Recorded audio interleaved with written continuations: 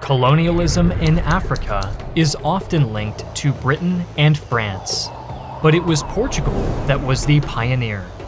Trading outposts and territories established during Portugal's golden age of exploration helped to connect their global maritime empire. However, by the 20th century, this empire had dwindled. Only in Africa did the Portuguese still hold a tight grip over large swaths of territory, with the largest of these being Angola, Mozambique, and Guinea-Bissau. The conflicts that would eventually end the Portuguese Empire can be traced to the latter half of the 19th century during Portugal's campaigns of pacification and occupation in Africa.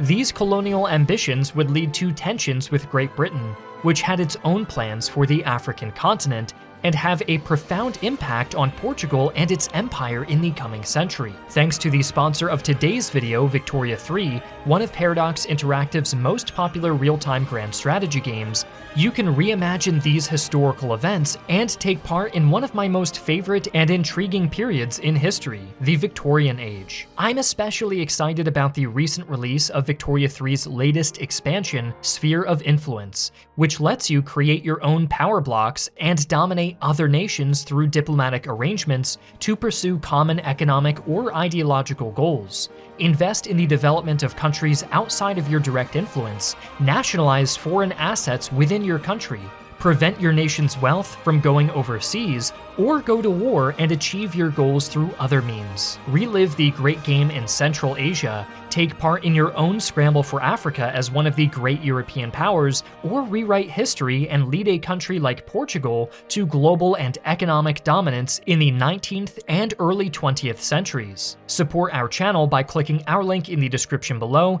and secure your copy of Victoria 3 Sphere of Influence today. This possessiveness stemmed from the Estado Novo, or New State, established under Antonio de Oliveira Salazar in 1933. This authoritarian, nationalistic, and corporatist regime resisted global democratic and decolonization pressures. Salazar's policies, which tightly controlled political expression and emphasized a traditionalist Catholic identity, were deeply intertwined with colonial ambitions. The concept of treating Portugal's colonies as overseas provinces was not new, but was further emphasized during Salazar's tenure. It continued a long-standing belief in a multi-continental Portuguese nation dating back to the 1800s. This perspective was enshrined in the regime's constitution, declaring these territories inalienable parts of Portugal. Unlike other European powers, Portugal prepared to resist decolonization vigorously, even as others yielded to the struggles of liberation. Internationally, Portugal's reluctance to decolonize, combined with its authoritarian stance and neutrality in the Second World War, strained relations with fellow NATO allies. Nonetheless, as a founding NATO member and key Cold War player, Portugal was able to soften international criticism. Salazar contended that stability in the colonies was vital for Western interests in Africa.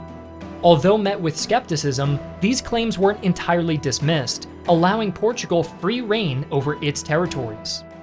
Under the Estado Novo, Portugal's colonial strategy focused on economic exploitation, extracting major cash crops and minerals with little concern for local sustainability. In Angola and Mozambique, forced labor was widespread in cultivating cotton, sugar, and coffee.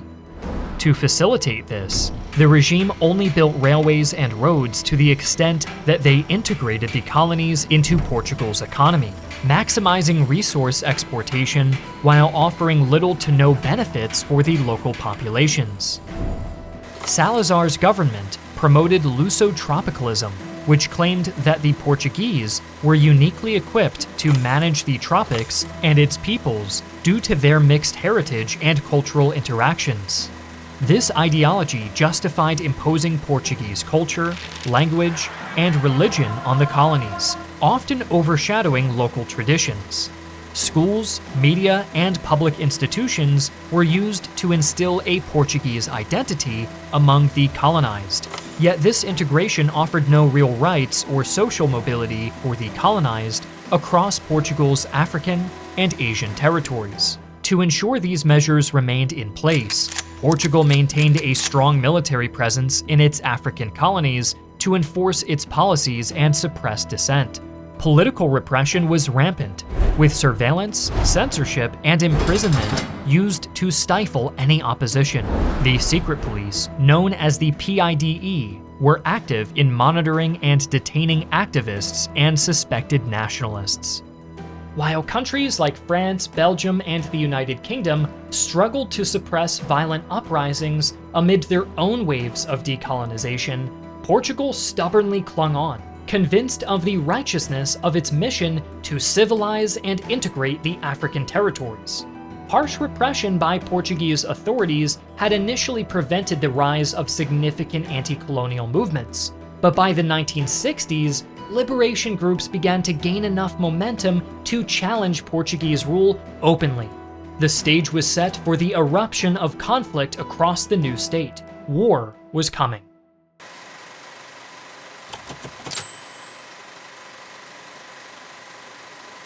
Colonial policies in Angola had long enforced economic exploitation and systematic injustices, which in turn fostered a growing sentiment of nationalism.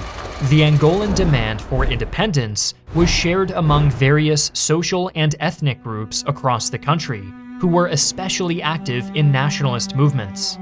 The growing unrest culminated in several uprisings, with the most notable being the Marianos Revolt in January 1961, which escalated from a labor strike into a trigger for political action against the Portuguese authorities. Subsequent factions aimed at Angolan liberation began to spring forth over the following months, breaking out into open rebellion. Among these early groups were the People's Movement for the Liberation of Angola, the National Front for the Liberation of Angola, and the National Union for the Total Independence of Angola. Each of these groups aimed to achieve independence through armed struggle, but their fight against colonialism was complicated by ideological distinctions and tribal loyalties. With the conflict erupting into a full-scale guerrilla war, Portuguese forces engaged in extensive military operations across Angola to suppress rebel movements, often deploying specialized units like paratroopers and hunter battalions by air as a rapid response to guerrilla attacks. Notable engagements included Operation Viriato and Operation Nema, which made use of heavy artillery and air support to strike key targets and regain control of areas that fell sway to rebel forces. However, the ruthless approach of Portuguese assaults often exacerbated the humanitarian crisis caused by the war, resulting in widespread displacement and casualties. This in turn saw many dispirited refugees turning to the cause of the Angolan liberation. As the years rolled on, Angola became the target of substantial foreign intervention. By the mid-1970s, Portugal was struggling to maintain control, and the influence of the Angolan rebels led to further division as each faction garnered support from different Cold War powers. The Soviet Union and Cuba invested heavily in the MPLA, while the United States, Zaire, South Africa, and Rhodesia supported the FNLA and UNITA. This international support escalated the conflict with deliveries of sophisticated small arms such as AK-47s and rocket launchers, and the engagement of foreign mercenaries, including Cuban combat advisors and South African security forces. Despite their interference in Angola, South Africa and Rhodesia were also joined together with Portugal in the Alcora exercise, a secret military alliance aimed at suppressing uprisings and sustaining colonial rule across southern Africa. As the influence of Angola's rebel factions grew further, so did their rivalry. This infighting would devolve into its own proxy war, with later confrontations like the Battle of Kifangondo seeing Cuban-backed MPLA forces facing the FNLA and Zairian troops in open battle. Soon after, Operation Carlotta saw Cuba intensifying its military support to the MPLA to counter South African advances. At this point, Portuguese forces effectively stepped back, allowing the infighting that would later escalate into a full-scale civil war among Angola's rebel factions.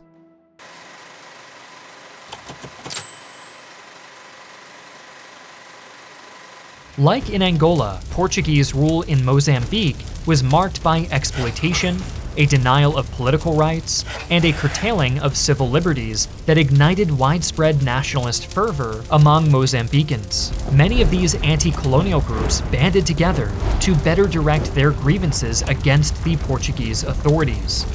Among the earliest and most influential of these was the Mozambique Liberation Front, or Frelimo.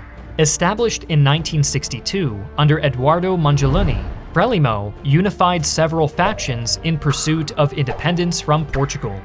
Initially focusing on political education and international support, Portuguese crackdowns pushed Frelimo to armed insurrection.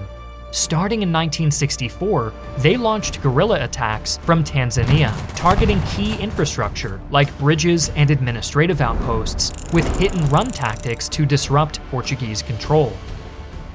Throughout the 1960s and into the 1970s, Frelimo guerrillas operated throughout northern and central Mozambique, exploiting the dense forests and challenging terrain to conduct ambushes and evade Portuguese forces.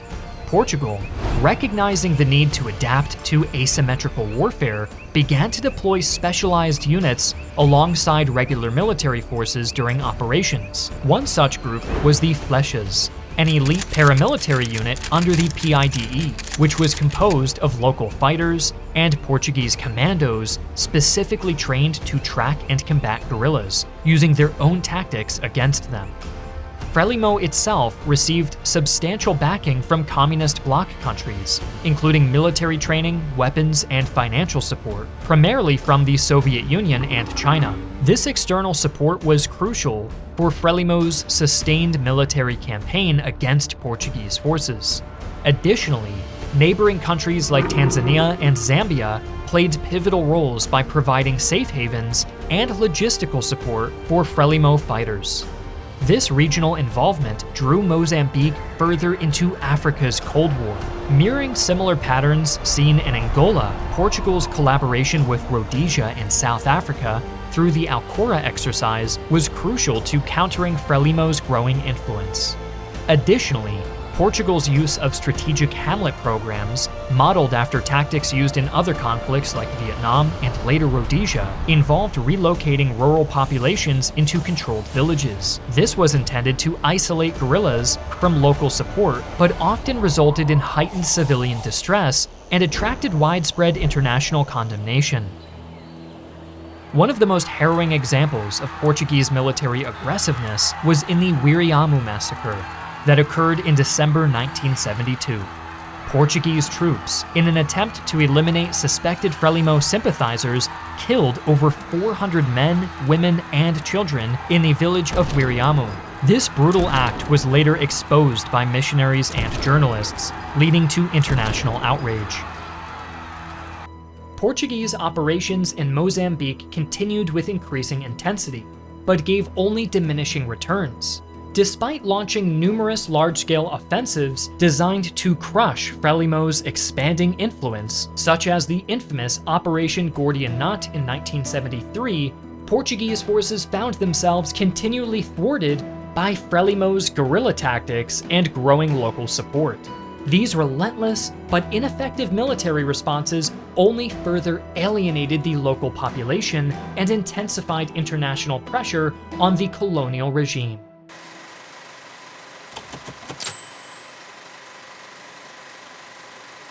Portuguese Guinea was the smallest and most neglected of Portugal's continental colonies, with its harsh climate and scant natural resources contributing to its status as economically and socially backward.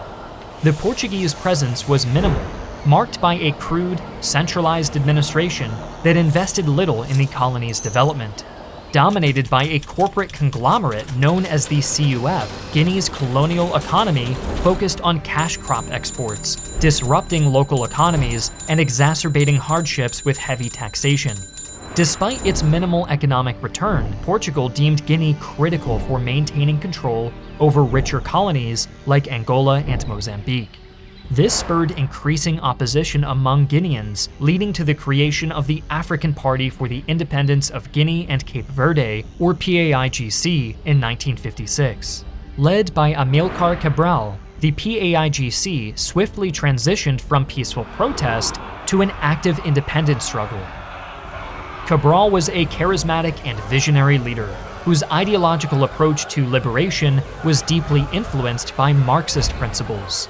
He emphasized the need for a united front that included all ethnic groups within Guinea-Bissau and Cape Verde, promoting education, agrarian reform, and local self-management.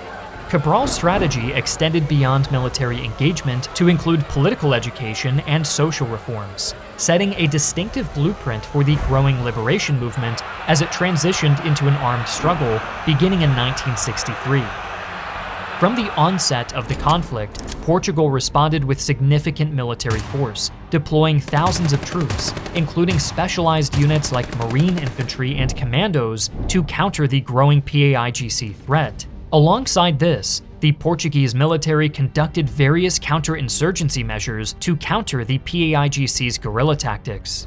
These measures included establishing fortified bases and conducting punitive expeditions aimed at disrupting guerrilla activities and severing their supply lines. However, faced with the adaptability and resilience of the PAIGC guerrillas, the Portuguese were compelled to revise their military strategies. This adaptation included the Africanization of the conflict, which involved recruiting and utilizing more African troops in combat operations to bridge cultural and geographical familiarity. While effective, these policies did little to abate military issues in the region. Portuguese forces struggled to operate in the dense forests and swamps of Guinea, which severely hindered their effectiveness.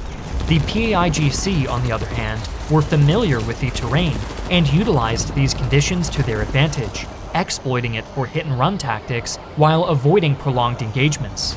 Combined with the strategic use of landmines and the support of local populations, the PAIGC significantly complicated Portugal's efforts, leading to high casualties and low morale among Portuguese troops.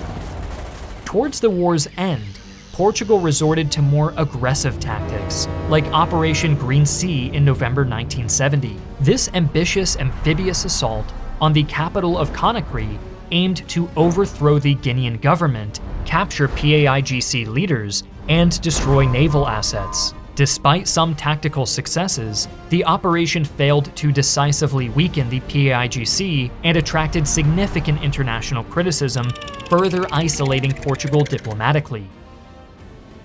In September 1973, the Guineans opted to test this legitimacy in a bold move. The PAIGC-led government in Guinea-Bissau unilaterally declared its independence from Portugal.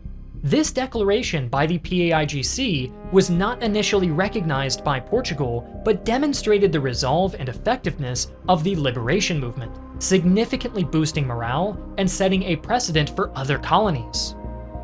The same could not be said for the PAIGC, who were able to combine military and diplomatic strategies to garner international support while simultaneously waging a successful guerrilla war against Portuguese forces. The party succeeded in creating liberated zones within Guinea-Bissau, where they implemented their own governance structures, providing public services and demonstrating a functioning alternative to Portuguese rule.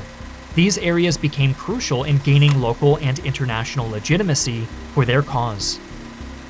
In Portugal itself, the prolonged conflicts with its African colonies, combined with mounting casualties and the economic burden of sustaining these wars, gradually eroded public sentiment.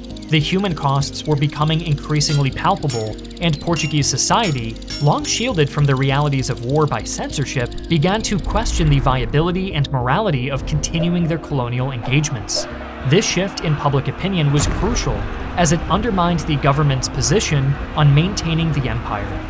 The growing discontent culminated in the Carnation Revolution on April 25, 1974, a military coup in Portugal led by young military officers disillusioned with the dictatorship and the endless colonial wars. This peaceful revolution dramatically shifted the political landscape in Portugal, leading to the overthrow of the Estado Novo regime. The new government, which was more responsive to democratic ideals and public sentiment, swiftly moved to decolonize, recognizing that the wars were unwinnable and detrimental to the country's future. In the wake of the revolution, rapid negotiations were held to secure the independence of Portugal's remaining African colonies. From 1974 to 75, a number of accords helped to recognize the independence of Guinea-Bissau, Mozambique, Angola, along with the smaller territories of Cape Verde and São Tomé and Príncipe. However, the road to stability and development was fraught with new challenges for these young nations. In Mozambique, the government became embroiled in other regional independence conflicts, such as in Rhodesia. Angola faced immediate internal divisions among the MPLA, UNITA, and FNLA, which quickly escalated into a prolonged and devastating civil war. Meanwhile, Guinea-Bissau's vision of a Marxist one-party state struggled with political instability, while thousands of African soldiers were executed by the new regime for siding with the Portuguese. As these nations grappled with their newfound independence, the legacy of colonial rule would continue to loom over them long after breaking the yoke of the new state.